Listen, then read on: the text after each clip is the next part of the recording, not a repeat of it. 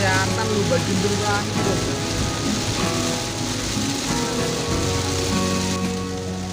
Assalamualaikum warahmatullahi wabarakatuh. Kembali bersama vlog Udin Otomotif teman-teman. Kali ini kita akan menyambung vlog sebelumnya. Jadi ini vlog yang waktu hujan itu di tol Semarang Batang teman-teman, yang kita arah ke Jakarta. Jadi waktu itu hujan deras dan ombor. Karena belum berpengalaman maka saya gantikan ombor, karena hujannya semakin deras, semakin ke depan. Dan saya juga ambil kiri, jadi nggak berani ngikutin bis yang ada di kanan saya karena takut aquaplaning teman-teman. Aquaplaning itu sangat fatal karena kita tidak bakal bisa mengendalikan laju mobil kita. Jadi mobil itu tergelincir karena faktornya itu pertama kecepatan yang relatif tinggi saat kita mengendarai mobil, dan genangan air yang tidak terlihat. Biasanya tuh tiba-tiba di jalan tol tahu-tahu hush, kita menginjak genangan air yang lumayan, dan apesnya lagi posisi ban kita berada di atas air itu teman-teman. Jadi seperti seluncur.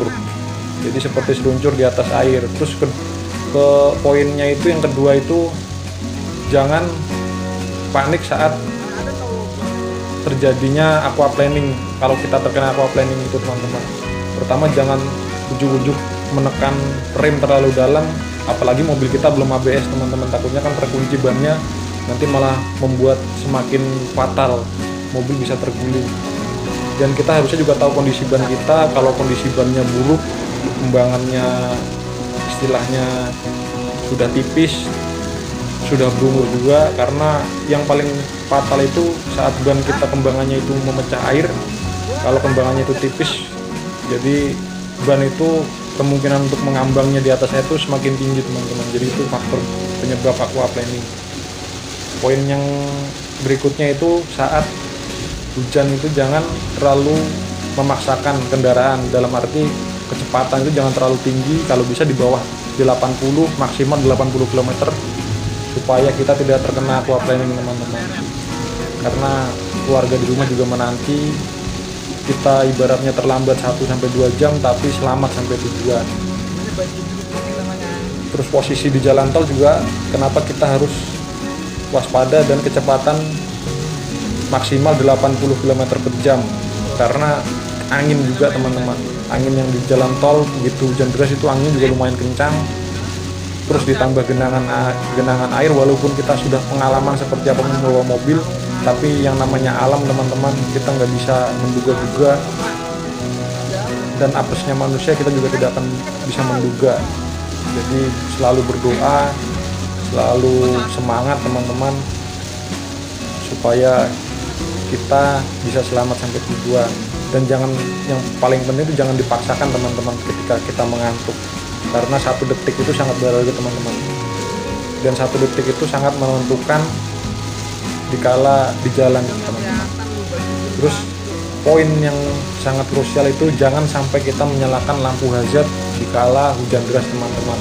Itu sangat salah kaprah sekali, karena masih banyak pengendara-pengendara di jalan tol saat hujan deras yang bahkan jarak pandangnya itu tidak terlihat tapi menyalakan lampu hazard.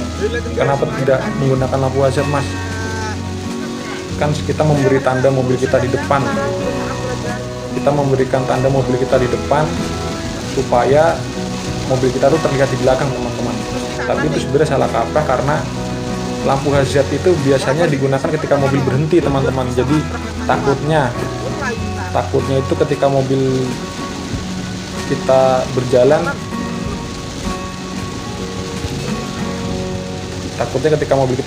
itu pengendara belakang menganggap kita sedang berhenti. Dan di saat mobil kita melaju dengan kecepatan yang tidak terlalu kencang di kala hujan, jarak pandang juga terbatas, itu bisa mengakibatkan tabrakan dari belakang. Dan jaga selalu jarak aman juga teman-teman saat menyetir di kala hujan, karena jangan nafsu juga ingin menambah kecepatan ketika kita melihat kecepatan mobil di samping kita. Ketika kita bisa kecepatannya tinggi, kita mau menambah lagi kecepatannya, itu bakalan bisa berakibat fatal juga teman-teman, apalagi kita tidak menguasai kendaraan tersebut. Dan poin selanjutnya, tidak saling mendahului. tidak saling mendahului di jalan tol, apalagi kita tidak bisa menguasai kendaraan dan jam terbang kita saat membawa mobil itu belum mumpuni seperti Ombor itu. Jadi Ombor ngomong ketika hujan itu, gantiin aja Tot gitu, jadi suruh gantiin karena dia juga mengerti kemampuannya dia. Ya kalau seandainya dia mau tetap jalan sih bisa di jalan, ambil sebelah kiri aja, jadi nggak usah ke kanan juga bisa juga teman-teman, karena dia merasa jam terbangnya kurang makanya minta digantikan teman-teman.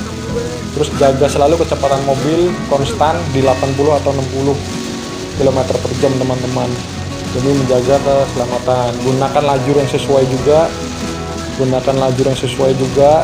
dan apalagi semakin deras hujan juga semakin gelap juga, jarak pandangnya teman-teman semakin terbatas, apalagi nanti hujannya di malam hari dan di Trans Jawa itu dimana tidak ada penerangan selain lampu mobil kita teman-teman.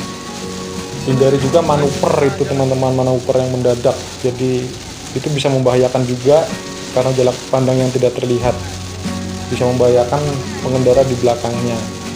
Jadi sukses selalu buat teman-teman, jangan sampai kecepatan kita memakan korban jiwa orang lain, dan terutama kita juga teman-teman membahayakan orang lain. Jadi ini juga masih terus hujan jalannya sampai dari kita masuk tol yang Semarang itu teman-teman, sampai sepanjang jalan hampir Palimanan itu masih hujan. Jadi kita bawa rope bag juga yang di atas, tas di atas itu, jadi sampai tembus teman-teman tasnya itu. Jadi begitu dibongkar basah. Jadi buat teman-teman yang masih menggunakan tas atas itu yang Tole, merek Tole itu, kalau bisa tuh dilapisin plastik teman-teman, dilapisin plastik di dalam tasnya. Jadi begitu dibuka tasnya, nah itu tas baju kita itu dimasukin di dalam plastik dulu, baru dimasukin ke dalam tolenya. Kalau yang pas berangkatnya itu kita nggak tembus karena hujannya nggak terlalu deras, dan kalau yang pulangnya itu sangat deras sekali, bahkan jalan aja nggak terlihat dan banyak mobil yang pada menepi teman-teman. Jadi pada menepi. Jadi sekian teman-teman, Vlog Udin Otomotif. Sukses selalu buat teman-teman yang sedang dalam kondisi sulit seperti ini, yang mana saat pandemi seperti ini sangat sulit juga mencari rezeki teman-teman. Banyak juga perusahaan-perusahaan yang pada gulung tikar, restoran, dan Udin Otomotif juga merasakannya teman-teman. Jadi mari kita sama-sama berdoa juga semoga pandemi ini cepat berlalu dan kita bisa melakukan kegiatan sebagai mestinya. Dan waktu itu juga terpaksa batal juga teman-teman yang hotel yang ada di Solo. Jadi rencananya kita mau nginep di Solo terus batal juga karena ya pertama dengan kondisi yang seperti ini kita juga nggak bisa berbuat apa-apa. Peraturan pemerintah juga harus ditaati karena waktu itu juga kita pas mau berangkat kita swab test, jadi sekitar 250.000 itu swab testnya teman-teman, disogrok hidungnya sampai mentok, dikilik gitu. Jadi dia merasakan juga seperti itu. Begitu pulang juga sama, kita di antigen lagi, jadi di rapid lagi. Ya alhamdulillahnya selama berangkat dan pulang Udin Otomotif dan keluarga diberikan kesehatan. Semoga teman-teman juga sama, selalu diberikan kesehatan, kemudahan dalam segala sesuatu aktivitas, dimudahkan semua rezekinya teman-teman.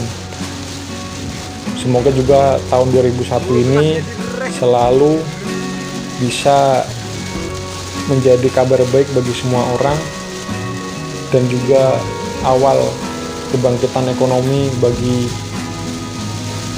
negara Indonesia, khususnya rakyat Indonesia teman-teman. Dan juga teman-teman doakan juga semoga tahun 2001 ini Udin Otomotif bisa membagikan banyak vlog, dan rencananya juga dari dulu pertama kita membuat vlog ingin trip ke Bali teman-teman. Jadi semoga tahun depan ini, tahun 2001 ini kita bisa mewujudkan trip ke Bali. Jangan lupa dipantau channelnya teman-teman, di subscribe, di like, di share sebanyak-banyaknya teman-teman. Terus akhir kata Udin Otomotif pamit, ditonton terus videonya yang lainnya. Dan Om Bur juga masih kuliah teman-teman. Om Bur jadinya yang Ailanya itu terpaksa dijual lagi teman-teman. Tapi dijualnya sama temennya, jadi ditaruh di kampung teman-teman Ailanya Om Bur. Jadi udah HPP-nya itu kemarin dilepas, sekarang Ailanya juga dilepas lagi karena ya itu teman-teman, ekonomi yang sulit. Jadi apa boleh buat, kita mundur satu langkah untuk insya Allah maju berlangkah-langkah teman-teman. Jadi ada yang harus dikorbankan, ada yang harus direlakan juga supaya kita tetap bisa mendapatkan sesuap nasi teman-teman. Jadi apa yang kita lihat di depan belum tentu baik di belakang. Apa yang kita lihat baik di depan, apa yang kita lihat buruk di depan belum tentu buruk di belakang. Jadi sekian ya teman-teman, Udin Otomotif pamit. Wabillahi taufiq wal hidayah. Pantau terus channelnya. Wassalamualaikum warahmatullahi wabarakatuh. Dadah.